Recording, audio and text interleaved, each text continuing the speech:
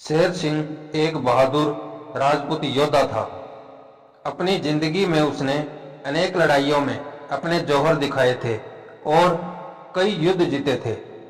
अब उसका अंतिम समय निकट था और वह मौत की आखिरी घड़ियां गिन रहा था। उसके बेटे अजय सिंह और अजीत सिंह उसके बिस्तर के पास खड़े थे। कुछ दिनों बाद शेर सिंह चल बसा। सारी जिम्मेदारी अजय सिंह के ऊपर आ गई। अजय सिंह अपने छोटे भाई अजीत सिंह को बहुत चाहता था। उसे अपने भाई पर गर्व था, मगर अजय सिंह की पत्नी अजीत को उतना पसंद नहीं करती थी। उसकी पत्नी का विचार था कि अजीत को खेती के काम में अजय की मदद करनी चाहिए। वह सोचती थी कि सारा काम उसके पति को ही क्यों करना पड़े। एक दिन अजीत सिंह लौटकर घर आया और भाभी से खाना मांगने लगा। उसकी भाभी ने चिल्लाकर कहा, रसोई में जाकर निकाल क्यों नहीं लेते? तुम्हारे सारे काम मैं ही क्यों करती फिरूं? अजीत सिंह ने कुछ जवाब नहीं दिया। वह चुपचाप रसोई घर में गया और खाना निकालकर अकेले ही खाने बैठ गया। उस दिन उसकी भाभी ने उसके खाने में जानबूझकर नमक नहीं डाला था। ज्यों ही उसने पहला कोर मुंह में रखा कि मुंह का स्वाद बिगड़ गया।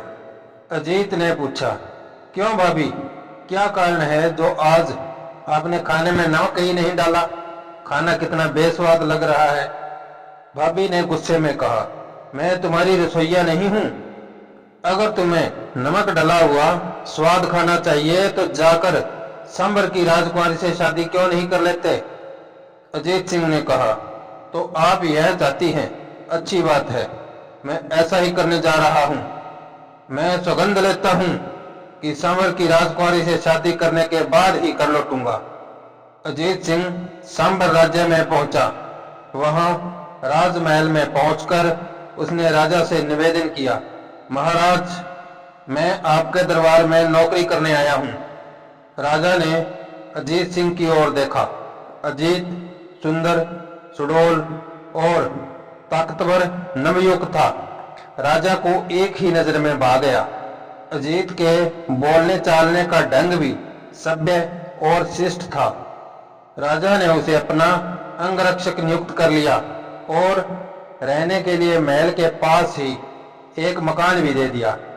नौकरी पाकर अजीत बहुत प्रसन्न था। एक दिन सांबर का राजा ढेर सारे लोगों को लेकर शिकार खेलने निकला।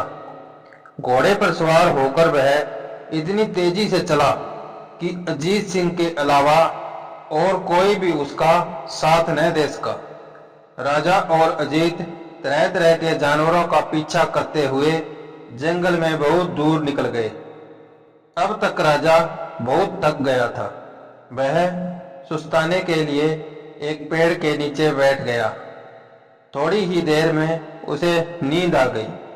जंगल में बहुत से खतरनाक जंगली जानवर थे, इसलिए अजीत सिंह तलवार म्यान से निकालकर राजा की पहरेदारी करने लगा। अचानक सामने की झाड़ियों से एक चीता निकला।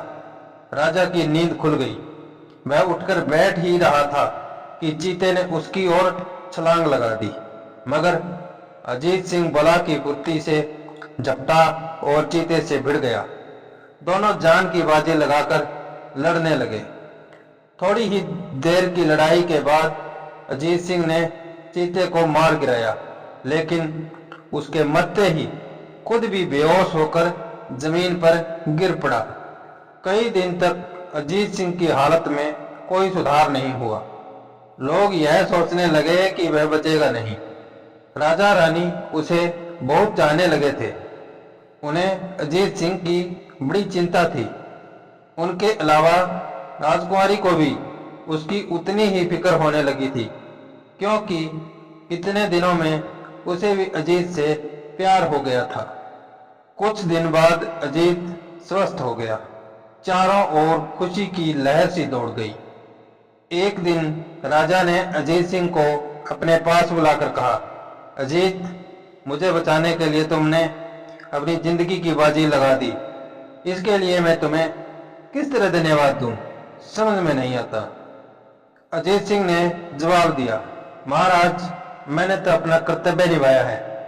मैं तो भविष्य में भी खुशी से ऐसा करने के लिए तैयार हूं। अपने बहादुर अंगरक्षक की बात से राजा बहुत प्रसन्न हुआ। तुम्हें यह जताने के लिए कि मैं और महारानी तुम्हें कितना चाहते हैं, हमें सिर्फ एक ही उपाय नजर आता है, और वह यह है कि हम तुम्हारे साथ राजकुमारी की शादी कर दें। क्या तुम्हें यह मंजूर होगा? राजा ने कहा, महाराज, यह तो मेरे लिए बड़े ही सम्मान की बात है। आपकी इस कृपा के लिए मैं आपका बहुत आभारी हूँ।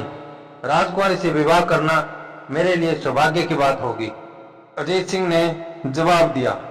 मगर तभी अजीत सिंह ने राजा के पास आकर एक विचित्र निवेदन किया, महाराज, मुझे सोना, चांदी और आभूषण कुछ नहीं चाहिए।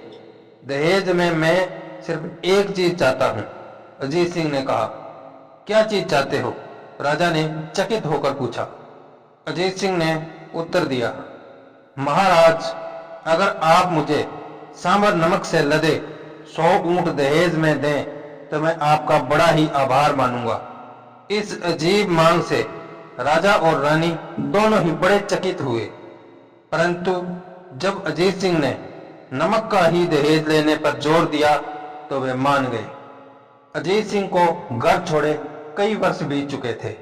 जैसे ही अजय सिंह को पता लगा कि उसका छोटा भाई वापस घर आ रहा है, वैसे ही वह दौड़ा दौड़ा उससे मिलने पहुंचा। दोनों भाई गले मिले तो खुशी के कारण उनकी आंखें छलछला गई। इसके बाद अजीत सिंह अपनी दुल्हन को लेकर भाभी के पास आया। भाभी के पैर छूकर अजीत सिंह ने कहा, यह मेरी पत्नी है, सांभर की राजकुमारी। यह घर के सारे कार्यों में आपकी सहायता करेगी। इसके अलावा दहेज में मुझे इतना नमक मिला है कि जीवन भर खत्म नहीं होगा। इतना सुनकर अजीत सिंह की भाभी रोने लगी।